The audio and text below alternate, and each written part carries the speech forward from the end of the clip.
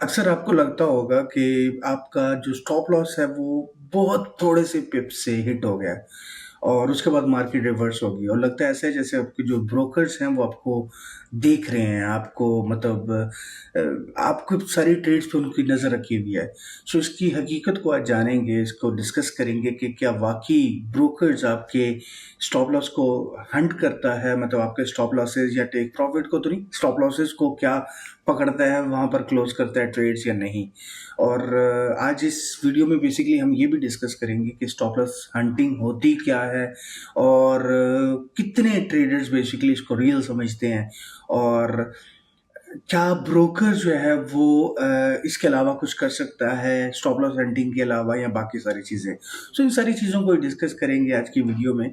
सबसे पहले हमें डिस्कस करने की ज़रूरत है कि स्टॉप लॉस हंटिंग होती क्या है, स्टॉप लॉस हंटिंग कहते किसे क्या है और क्या मतलब लाइक इसका इम्पैक्ट क्या है।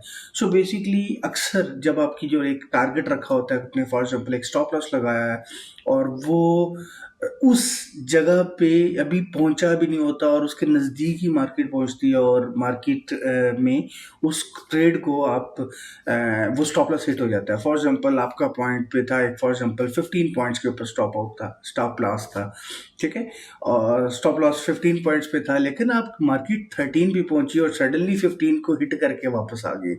सो इसको जो प्राइस की स्पाइक्स होती हैं, वेरी स्मॉल स्पाइक्स, तो उसकी वजह से स्टॉप लॉस अक्सर लगता है ऐसे जैसे वो हिट हुआ है और बल्कि ट्रेडर ये समझता है कि उसको हंट किया गया है, मतलब वो टारगेट करके उसको तोड़ा गया, टारगेट करके उस स्टॉप लॉस को लगाया गया है, मतलब क्लोज किया गया है और ब्रोकर उसके बाद मार्केट को रिवर्स कर जाता है।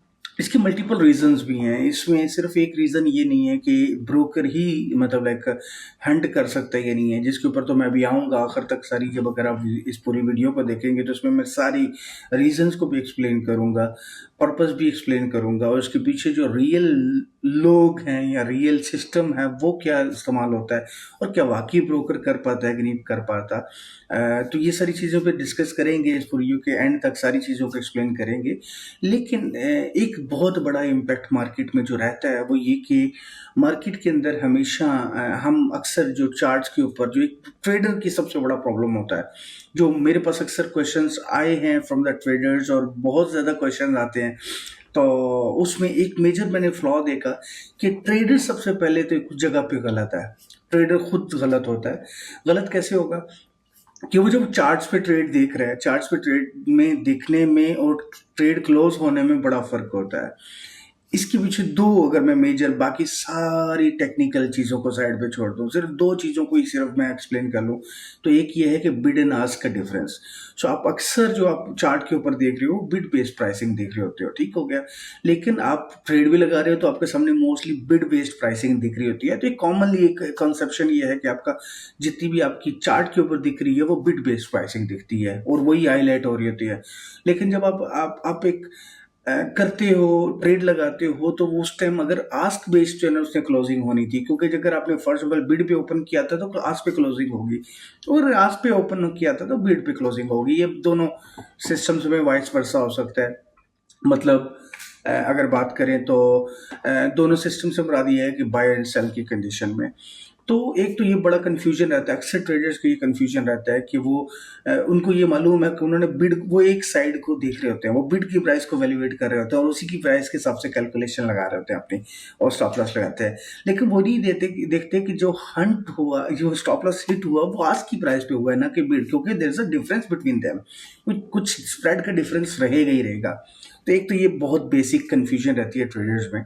लेकिन इसके अलावा एक दूसरी जो मेजर कन्फ्यूजन रहती है वो ये कि अक्सर लोगों को या अक्सर ट्रेडर को इस चीज़ को अंडरस्टैंड करना पड़ेगा कि जब आप ट्रेड लगाते हो तो वो 3 स्टेप या 4 स्टेप प्रोसेस होता है।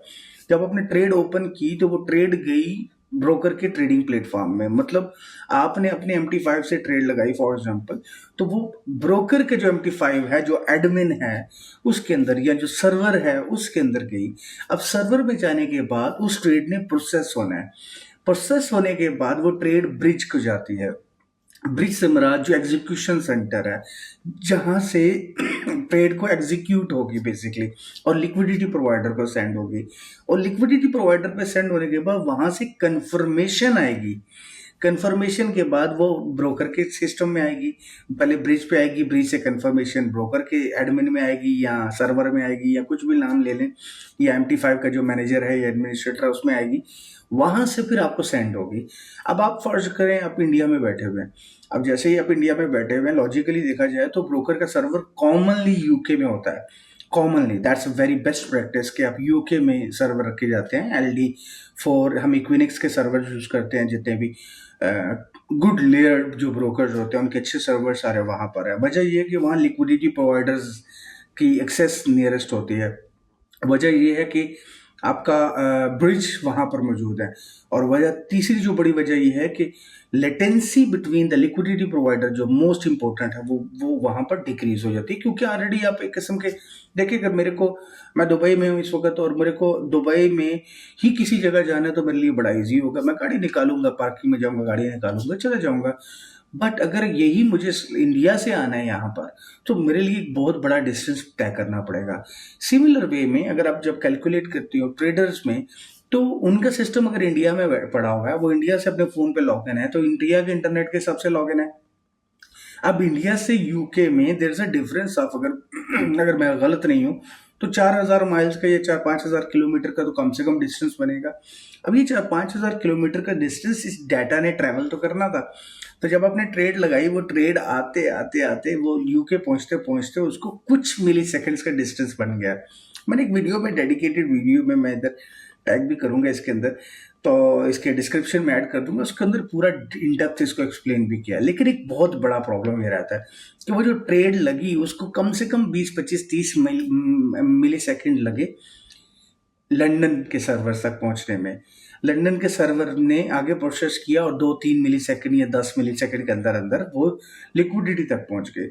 सो it's create impact of approximately 40 millisecond on average. अब 40 मिली सेकेंड के बाद वहां पर ट्रेड एग्जीक्यूट होती है। ये मैं बहुत कम बता रहा हूँ, ये बहुत कम बता रहा हूँ, सबसे लोएस्ट। वरना अगर आप अगर MT5 में ही देख सकते हैं तो आप अपनी ट्रेड का वो लेटेंसी देख सकते हैं कि कितना, वो नॉर्मली 200-250 जनना इंडिया पाकिस्तान में मैंने नोट किया है, 200-250 की लेटेंसी मिली सेकेंड में नॉर्मल आ रही होती है। सो एक कॉमनली ये चीज़ है कि अगर आप कम से कम भी 50-60 मिली सेकेंड का डिस्टेंस है, उसके बाद आपने ट्रेड एग्जीक्यूट होनी है, तो there is a complete difference. But मैं इस चीज़ों को भी स्किप करूंगा, इसके अंदर ज़्यादा इसकी इन डेप्थ में जाने की बजाय हम अपने मेन टॉपिक पे रहेंगे, ताकि टॉपिक से हटे ना। क्या ब्रोकर टेक्निकली स्टॉप लॉस को हंट कर सकता है? सो इसके दो चीज़ें हैं, इसके दो पॉइंट्स के अंदर कहा जा सकता है। अगर तो मार्केट मेकर है, ब्रोकर मार्केट मेकर है, तो यस, मार्केट मेकर कह लें या वो डीलिंग डेस्क इस्तेमाल करता है, तो यस। अगर डीलिंग डेस्क इस्तेमाल हो रहा है और मार्केट मेकर का एक छोटा वर्ड भी बुक ब्रोकर भी कह सकते हैं। बड़े ब्रोकर जो हैं वो अपने लिए एक लेविश वर्ड यूज करते हैं, we are the market makers. Even मैं अगर कहूँ तो एक्सनेस बहुत दुनिया का सबसे बड़ा मार्केट मेकर है, और द क्लेम लिस्ट, ये वो खुद पर्सनली क्लेम करते हैं, उनकी वेबसाइट्स पे मौजूद है, ये वर्ड लिखा हुआ एग्जैक्टली मिलेगा। तो एक तो डीलिंग डेस्क बेस्ड जो ब्रोकर्स हैं या मार्केट मेकर ब्रोकर्स हैं या फुली बिग ब्रोकर हैं, तो वो इस चीज़ को यूज़ करते हैं। और ये क्योंकि उनको उनकी ट्रेड्स आपके अगेंस्ट होती है हमेशा। अगर आप लूज करते हो, अगर आप लॉस करते हो, तो ब्रोकर जीतता है। अगर आपने लूज किया होता है पैसा, अगर आपकी ट्रेड लॉस में जाती है, तो ब्रोकर, तो लॉजिकली एक इम्पैक्ट होता है कि आपकी ट्रेड अगर लॉस में क्लोज हो जाती है, थोड़े बहुत पॉइंट्स अगर उनको खुद से भी डाल देने पड़ते हैं, उससे जल्दी जल्दी क्लोज हो जाती है, तो उसमें क्या होता है कि ब्रोकर का विनिंग हो जाती है। क्योंकि जैसे ही ट्रेड क्लोज होगी तो ऑटोमेटिकली आपका बैलेंस वगैरह इक्विटी तो वहां से एडजस्ट हो जाएगी। वहां से इक्विटी तो आपकी बैलेंस के हिसाब से देखा जाए तो बैलेंस जितना मर्जी दिख रहा है, इक्विटी तो असल वैल्यू इक्विटी की ही काउंट होती है। तो इक्विटी एडजस्ट हो जाने का मतलब यह है कि वो ट्रेड क्लोज होगी। अब आपके माइंड में एक मेंटली तौर पे इम्पैक्ट आ गया कि लॉजिकली आपके पास वो फंड खत्म हो गया। जब तक वो कॉमनली एक ट्रेडर का कॉन्सेप्ट होता है कि जब तक ट्रेड चल रही है तो वो बैलेंस उसका मौजूद है, वो रिकवर कर सकता है। तो जैसे वो तो एक साइकोलॉजिकल एक इम्पैक्ट भी आता है। लेकिन क्योंकि एक डीलिंग डेस्क बेस्ड ब्रोकर या बी बुक ब्रोकर या मार्केट मेकर ब्रोकर, उसका प्रॉफिट ही आपके लॉसेस में होता है। अगर आपने लॉस करना है तो वो प्रॉफिटेबिलिटी करेगा। तो उसमें मार्केट मेकर का एक रोल रहता है, तो वो जानबूझ के कुछ पॉइंट्स के ऊपर आपको एक्स्ट्रा पॉइंट्स दे सकते हैं और टेक्निकली वो आपका स्टॉप लॉस कर सकते हैं। और इसकी पीछे पीछे जो मेजर रीज़न ये है कि क्योंकि जो भी मार्केट मेकर या डीलिंग डेस्क ब्रोकर्स होते हैं या भी उनके हाथ में प्राइस फीड होती है। प्राइस फीड सबके हाथ में होती है। तो वो प्राइस फीड में स्प्रेड बेस के ऊपर मतलब लाइक लॉजिकली मैनिपुलेट कर सकते हैं, कोर्स लेवल पे मैनिपुलेट कर सकते हैं। There is a simple process. आपको जस्ट वन क्लिक करने और आपको 2 पॉइंट एक्स्ट्रा भेज देने हैं, 4 पॉइंट एक्स्ट्रा भेज देने हैं, 5 पॉइंट 10 पॉइंट एक्स्ट्रा भेज के। सो लॉजिकली आप एक वन क्लिक के ऊपर आप 10 पॉइंट एक्स्ट्रा भेज के आप उसमें जो जो ऊपर जितने भी उस पार्ट पे स्टॉप लॉसेस होंगे तो आपकी रेंज से ऊपर वाले वो सारे के सारे हंट हो जाएंगे और इतनी माइक्रो कैंडल बनेगी, बल्कि वो कैंडल हटा भी दी जाती है, वो बाद में रिमूव भी कर दी जाती है। बहुत से ब्रोकर्स इसको रिमूव भी करते हैं, तो टेक्निकली दिस इज पॉसिबल और ये ब्रोकर्स करते भी हैं। और प्राइस फीड के ऊपर कंट्रोल होता है। आपको अगर फॉर एग्जांपल मैं एग्जांपल देता हूँ, गोल्ड का रेट 2900 समथिंग 80 समथिंग है फॉर एग्जांपल डॉलर। तो अगर ब्रोकर चाहे तो वो आपको 3000 जो रेट चल रहा है उसको 6000 में भी दिखा सकता है। तो प्राइस फूड, क्योंकि आज की मेरे टॉपिक बेसिकली ज़्यादा ट्रेडर्स प्लस ब्रोकरेज रिलेटेड है, क्योंकि जो ब्रोकर रन कर रहे हैं उनके पास अगर वो नॉलेज नहीं है कि वो कर सकते हैं कि नहीं कर सकते, वो एक सेपरेट चीज़ है। लेकिन ज़्यादा ये मेरा इन्फॉर्मेशन जो है ना ट्रेडर्स के हवाले भी थी।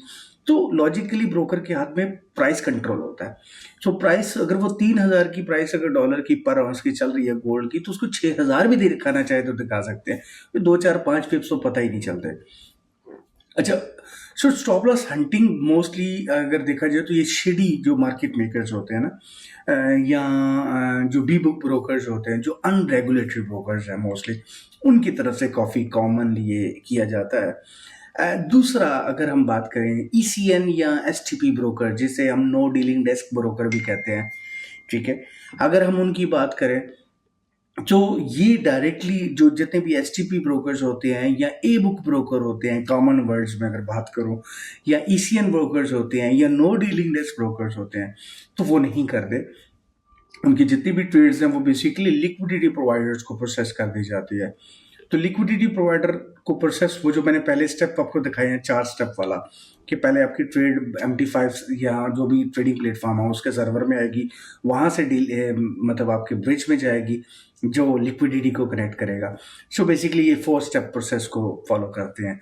तो उसमें नॉर्मली ये पॉसिबल नहीं होता, क्योंकि वो बीच में आपकी उनकी इन्वॉल्वमेंट सिर्फ स्प्रेड लेवल तक होती है। दूसरी चीज़ ये कमीशन लेवल पे होती है। कुछ ज़्यादा उनका जो जो जो एसटीपी या ईसीएन लेवल के ब्रोकर्स होते हैं या डीलिंग डेस्क जिनका नहीं होता, या ए बुक ब्रोकर, तो उनका मेन रेवेन्यू मॉडल में 3 रेवेन्यू मॉडल होते हैं। एक ये कि कमीशन है, स्प्रेड है, इसके अलावा जो मार्जिन वो कंज्यूम कर रहे हैं बेसिकली, और जो सबसे इम्पोर्टेंट बात है नेटिंग वॉल्यूम के ऊपर, क्योंकि उनका वॉल्यूम नेट हो रहा होता है। हो सकता है आपके पास $1,00,000 का मार्जिन यूज हो रहा है, लेकिन उनके पास 1,00,000 की बजाय 50,000 का नेगेटिव है, 50,000 का प्लस है, तो बाय सेल आपस में कैंसिल होकर उनका हो सकता है सिर्फ 10,000 का यूज हो रहा हो। सो कॉमनली ये भी एक है। लेकिन डेप्थ पे इसके ऊपर ज्यादा आने की बजाय हम अपने टॉपिक पे रहते हुए कि क्योंकि उनको स्टॉप लॉस हंट भी कर लेते हैं, तो उनको कोई फायदा या नुकसान नहीं है। देखिए, जो एसटीपी ब्रोकर होता है या ईसीएन ब्रोकर होता है ना, वो ये नहीं चाहता, उसकी असल मेन रेवेन्यू मॉडल ये नहीं होता कि आपको लॉस देना है, क्योंकि आप जितना कमाओगे उतनी ज्यादा आप ट्रेड करोगे, उतना ज्यादा वॉल्यूम जनरेट होगा, और उसका तो रेवेन्यू मॉडल ही कमीशन है, उसका तो रेवेन्यू मॉडल ही स्प्रेड है, उसका तो रेवेन्यू मॉडल ही आपके खड़े रहने से है, आपके गिरने से नहीं है। तो अगर आप गिरते हो तो लॉजिकली क्या होगा कि ब्रोकर अपना वॉल्यूम डिक्रीज कर देगा, अपना वॉल्यूम लूज करेगा। तो जितने भी एसटीपी या एशियन ब्रोकर्स होते हैं जिनका डीलिंग डेस्क नहीं होता, उनकी कोशिश ये होती है कि उनका वॉल्यूम इंक्रीज हो गए, और इंक्रीज होने की वजह से वॉल्यूम जितना इंक्रीज होगा तो उसको उसके पास उतना वॉल्यूम जनरेट होगा, उतना वो प्रॉफिटेबिलिटी के ऑप्शन ज़्यादा जनरेट होंगे। सो अगर देखा जाए तो वो वहां पर ज़्यादा स्टॉप लॉस सेंटिंग नहीं होती, तो उनको फायदा कोई नहीं है इस चीज़ में से। अब एक और क्वेश्चन आता है कि लिक्विडिटी जो प्रोवाइडर्स हैं, जो कि अभी हम दूसरे पीछे अभी एसटीपी ब्रोकर्स के लिए बात करते हैं, क्या लिक्विडिटी प्रोवाइडर भी स्टॉप लॉस सेंड करते हैं? ये एक बड़ी कंफ्यूजन है। बेसिकली मैं अगर हकीकत बताऊं तो रियल जो स्टॉप लॉस सेंटर्स है ना, वो असल में लिक्विडिटी प्रोवाइडर्स हैं, वो बड़े बैंक्स हैं, वो बिग प्लेयर्स हैं।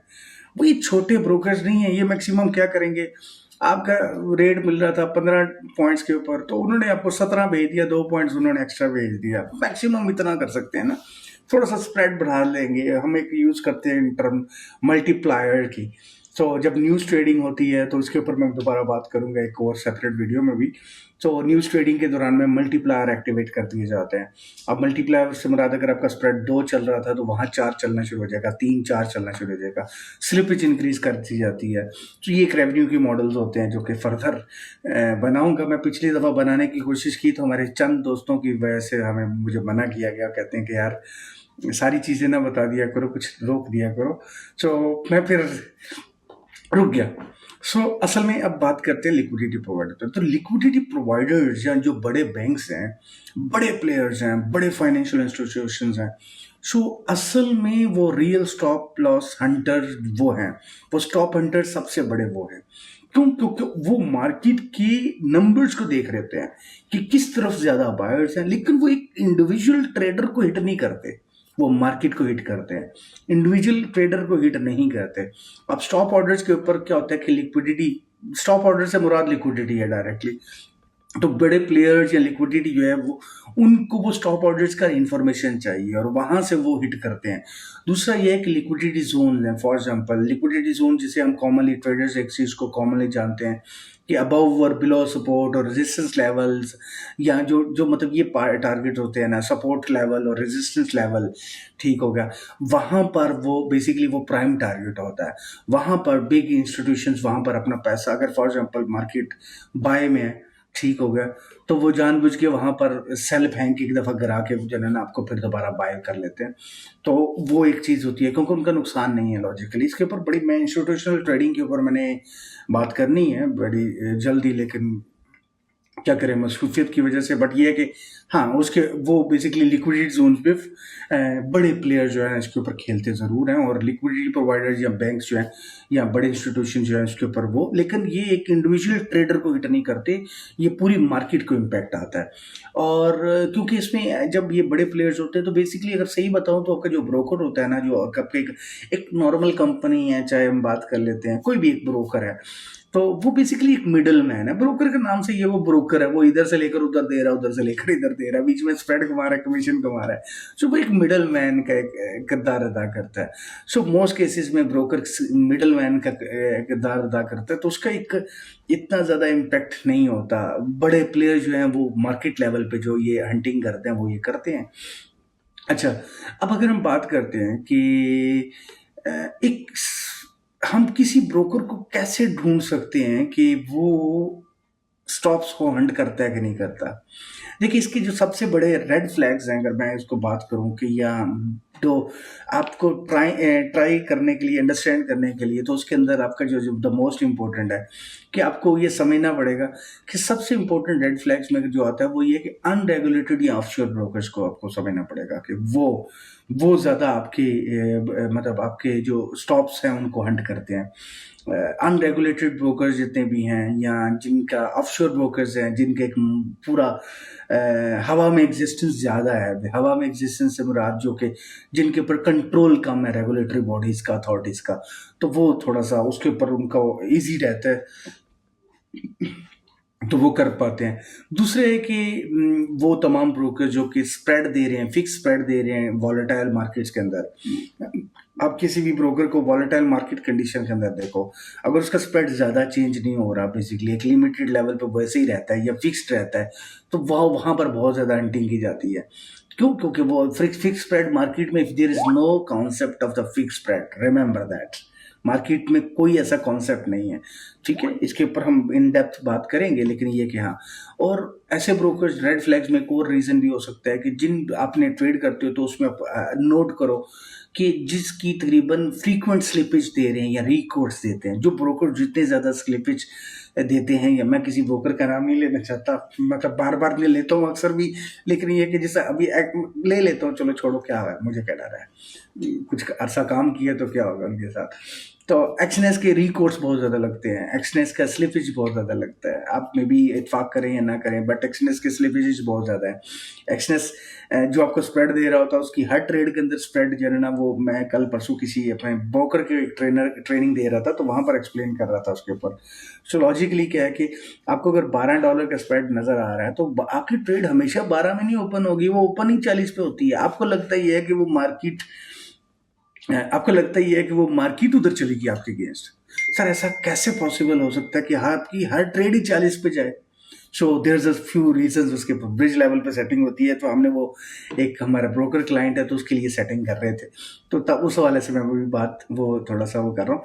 तो basically there is a slippage on every trade जो आपको दिख नहीं रही। वो एक स्लिपेज दो तीन किस्म की होती है। एक तो आप जानते हो जिसको आपने रेट मांगा था, उस रेट से थोड़ा सा चेंज रेट मिला।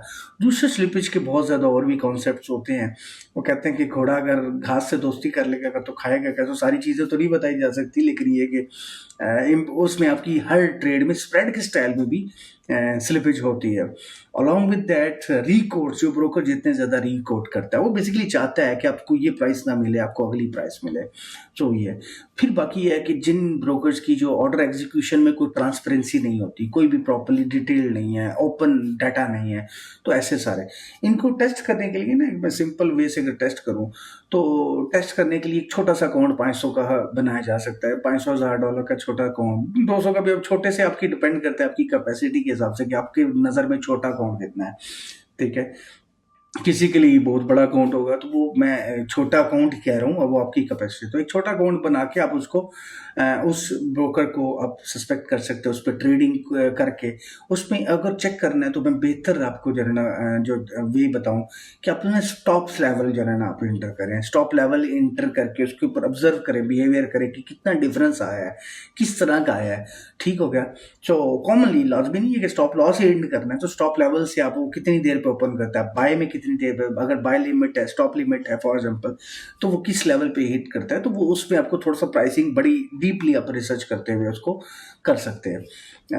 तो बाकी है कि आप कंपेयर, जो प्राइसिंग उसकी कंपेयर करते हैं और दूसरे ब्रोकर से करें, दूसरे स्पेशली ब्रोकर से करें, स्पेशली ट्राई करें रेगुलेटेड ब्रोकर के साथ करें, तो उससे आपको काफ़ी ज़्यादा अंडरस्टैंडिंग हो सकती है। अच्छा, अब मैं इस मतलब लाइक अगर टॉपिक की बात करूं कि अगर हम ये जो अगर कुछ लोग मतलब लाइक स्टॉप लॉस हंटिंग के बारे में कहते हैं कि भाई इसके लिए कोई आपको सॉफ्टवेयर बन जाएगा, कोई ईया बन जाएगा और वो कंट्रोल करेगा और उसको आपको बताएगा यहाँ स्टॉप लॉस हंटिंग होगी, या वो स्टॉप लॉस हंट ब्रोकर करता है। देखिए, there is no any system like that. Dealing desk मौजूद होता है, लेकिन आप लॉजिकली लिक्विडिटी लेवल के स्टॉप लॉस या जो बेसिकली लिक्विडिटी एरियाज हैं उसके ऊपर ईएस तो बना सकते हो। वो बेसिकली अपने सपोर्ट एंड रेजिस्टेंस लेवल पे बनाने हैं। आप लॉजिक तो कोई भी अप्लाई कर सकते हो, but there is no any solid data नहीं होता कोई भी।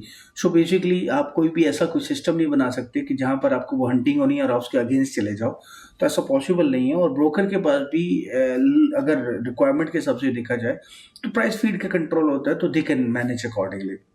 ठीक है।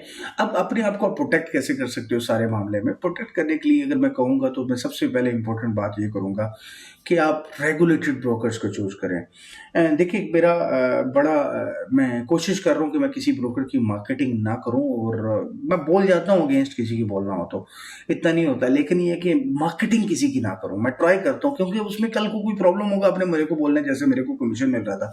सो there is no affiliate link with me attached with any broker।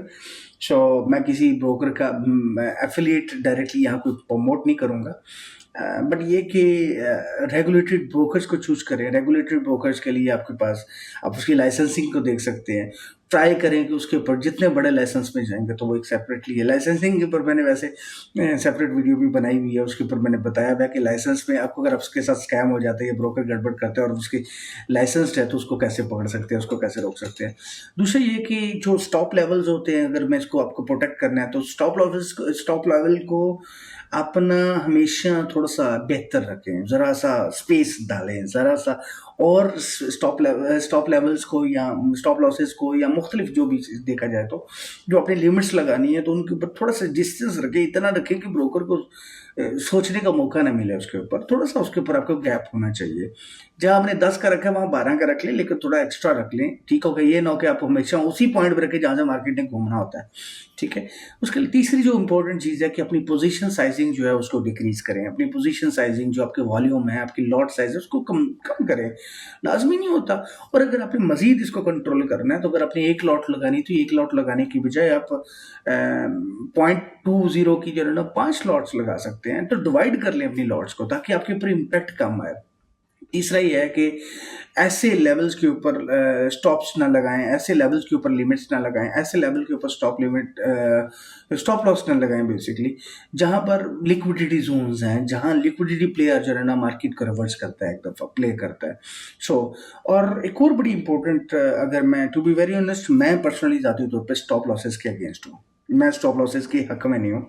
मेरी पर्सनल ट्रेडिंग के अंदर अगर मैं कहूँ या मैं पर्सनली अगर मैं ज़ाती तौर पे अपना कोई मुझसे मशवरा मांगे तो मैं स्टॉप लॉसेस को लाइक नहीं करता। उसकी वजह मैं समझता हूँ कि आपको अलर्ट सिस्टम यूज़ करना चाहिए, आपको अलर्ट्स लगाने चाहिए, आपको अवेलेबिलिटी को अपने आप को मैच्योर करना पड़ेगा, आपको अवेलेबल है कि नहीं है उस टाइम अवेलेबिलिटी के हिसाब से। स्टॉप लॉसेस को छोड़ दें, सिर्फ ब्रोकर को ये भी पता चल रहा होता है कि स्टॉप लॉस लगा हुआ है और आप ऑनलाइन है कि नहीं ऑनलाइन। अगर नहीं ऑनलाइन तो वो और तरीके से ट्रीट कर सकता है, रेट कर सकता है। अगर आप ऑफलाइन है तो वो और तरीके से ट्रीट करेगा। ऑफलाइन बैठे हो तो आपको क्या पता उस टाइम मार्केट किधर थी, तो ऑटोमेटिकली वो सारी चीज़ें। तो बट ये कि मैं समझता हूँ कि स्टॉप लॉस लगाने की बजाय अलर्ट सिस्टम लगाएं, अलर्टिंग के मॉड्यूल्स को अपनाएं। ट्रेडिंग व्यू वगैरह पे भी अलर्ट लग सकती है। और कुछ ये पुराने मतलब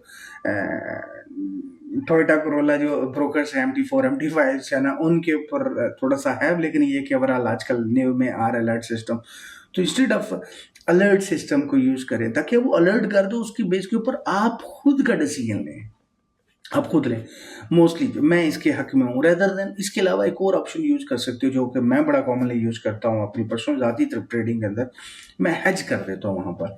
मैं नॉर्मली क्या होता है, मैं हेजिंग को यूज करता हूँ। अगर मेरा बाय है तो मैं रेदर देन स्टॉप लॉस लगाने के मैं सेल लगा देता हूँ, हेज कर देता हूँ अपोजिट। तो अगर मैं अवेलेबल नहीं हूँ तो वहाँ मार्केट ऑटोमेटिकली हेज हो जाएगी, बाद में मैं देख लूंगा, बाद में जो डिफरेंस होगा मैं कवर करना है। रेदर देन पोजीशन क्लोज करने के मैं उसको हेज हेज भी पोजीशन क्लोज ही होती है, इक्वल हो जाती है। तो उसमें भी थोड़ा सा एक बेनिफिट हो सकता है।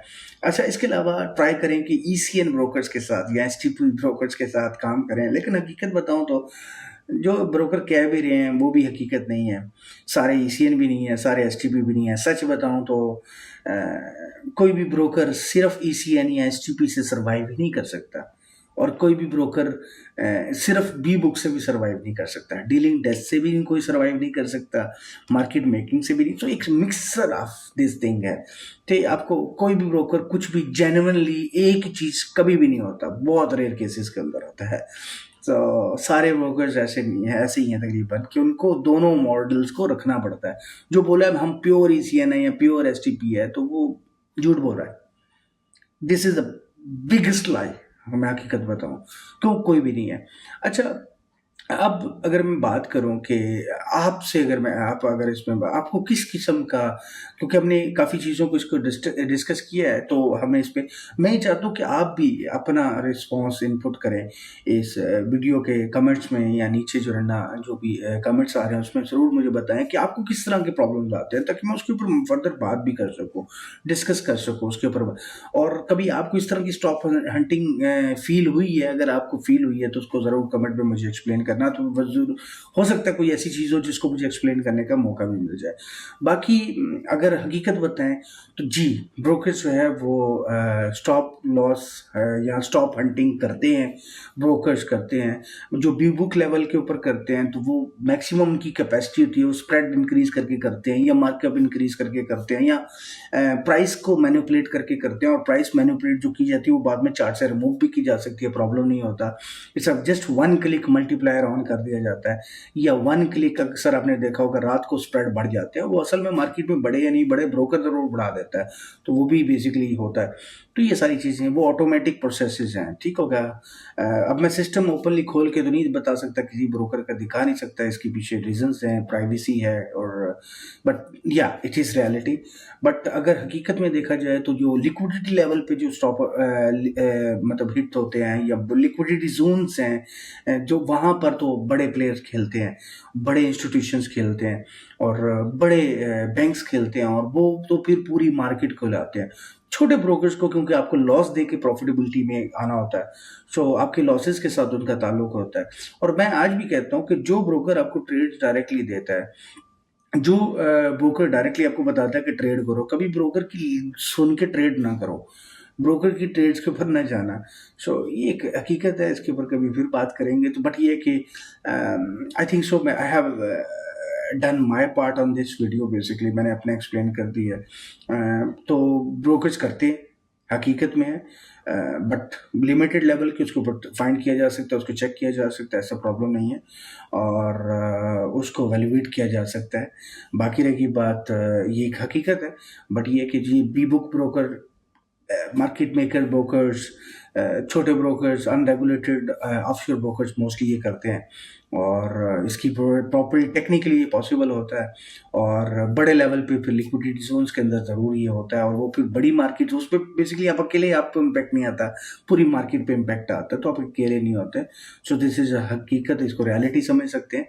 और बाकी रहेगी बात, जब भी मैं अभी एंड पे यही कहूँगा कि जब भी आप कोई ब्रोकर चूज करें, ट्राई करें कि आप उसकी रेगुलेटेड को चूज़ करें, ट्राई करें कि आप उसके ब्रोकर की जो लीगल प्रेजेंस है उसको वैल्यूएट करें, उसकी हिस्ट्री को वैल्यूएट करें, उसकी लॉन्ग टर्म, अगर कोई ब्रोकर 2 साल से ज़्यादा सस्टेन कर रहा है ना, तो वो एक सस्टेनेबिलिटी पीरियड होता है, ठीक हो गया, तो उसको बिल्कुल मतलब न्यू पे भी ना चले जाएं। तो ये मेरा एक मशवरा होगा।